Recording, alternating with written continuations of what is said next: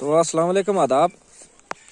मैं अपने नाजरीन को बताना चाहता हूँ कि 370 के बाद देखो फ़ायदा क्या क्या हुआ है। ये जो अल है ये सिंगापुर और थाईलैंड की ब्रीड है। आप बोलते थे ना डेवलपमेंट क्या होगी, तो शुक्र है कि चाइना की नज़र नहीं पड़ी, इसलिए हमने बूटे के मुंड ये लगाए थे। ये काफ़ी अच्छी ब्रीड है, तो ये सीधी हमारी दुबई जाएगी। अभी डिमांड आई है, एक ये छुपा के रखिएगा। हमें पता था कि चाइना जो है हर मसले में टांग अड़ाता है, तो ये देख लो। तो ये 370 के बाद ही सारा कुछ हुआ, लेकिन उसके बाद हमें 375 का जो परपेंडिकुलर वटा हाई पार्टी न्यूज़ का फार्मूला मिला है, उसकी वजह से काफ़ी डेवलपमेंट मिली है। और ये सब्ज़ी है, ये कतर की डिमांड आई थी हमें, तो ये भी 370 के बाद ये अच्छी ब्रीड है। ये कम से कम 1.5 किलो का एक घुंगलू होता है। उसके बाद ये नॉर्थ कोरिया की है, इसका आर्क निकलता है जो आजकल के ये नहीं, ये चाइनीज ब्रीड के ये जो मलते हैं फाग, तो ये अर्क निकाल के जनाब इसको गुट्टा बोलते हैं, जो ये बटनिकल नाम है। तो ये सूख के इसका सुट्टा भी बनता है। तो ये भी डिमांड आई है हमें, तो ये भी बाहर हमने भेजना है। 5-7 मुल्कों के अंदर डिमांड है। ये कम से कम 3000 का 100 मिलीमीटर जो है बिकता है ये।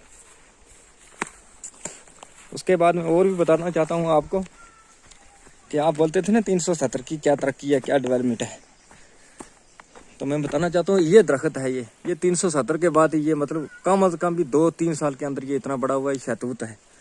तो ये फ्रूट जो है ये बाहर के मुल्कों में जो सबसे महंगे मुल्क हैं, कुवैत, कतर, ओमान, ये वहाँ पे जाता है इसका फ्रूट। तो ये कोई 5000 रुपये किलो है।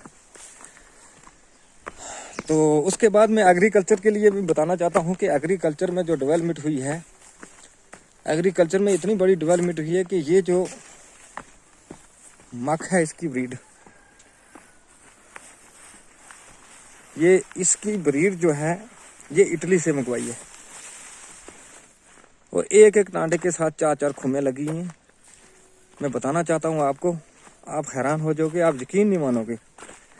तो जो बेरोज़गार हैं, अनपढ़ हैं, उनके लिए एग्रीकल्चर में बहुत बड़ी टेक्नोलॉजी लाई गई है।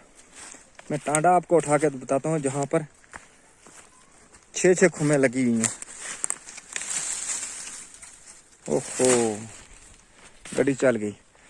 तो ये बदकिस्मती से मैं सारी मांगता हूँ कि ये चाइना ने रात को हमने काट के रखी थी, कोई सिक्योरिटी नहीं थी या कुछ नहीं, तो चाइना ने 4 खुमें उतार दी हैं। चाइना नहीं चाहता कि J&K में डेवलपमेंट हो, तो ये सारी गुस्ताखी उसकी, और चाइना ने बाहर से भी लगा दी है। आज हमने सोचा कि चलो काम शाम करेंगे, तो हर मसले में चाइना जो है वो टांग अड़ाता है। Okay, thank you.